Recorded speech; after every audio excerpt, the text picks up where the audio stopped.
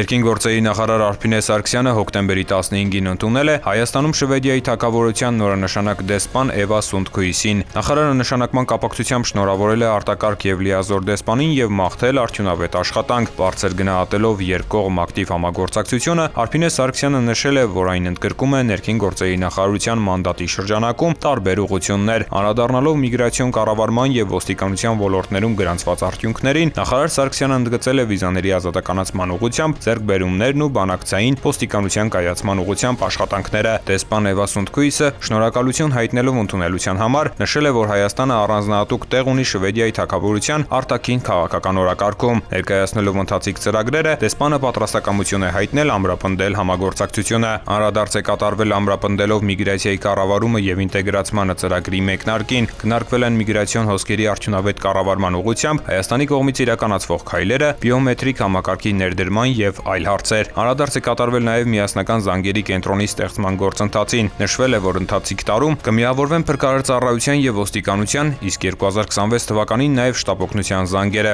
Այս համատեքստում կարևորվել է նաև շվեդական փորձը։ Քննարկվել է նաև համագործակցության ընդլայնման հնարավորությունները, այդ թվում Շվեդիայի քաղաքացիական արտակարգ իրավիճակների գործակալության միջոցով աղետների ռիսկի կառավարման ոլորտում փորձի փոխանակման ուղղությամբ նախատեսվող քայլերը։ Կողմերն ընդգծել են համագործակցությունը շարունակելու պատրաստակամությունը, ուղղված համատեղ ծրագրերի արդյունավետ իրականացմանը։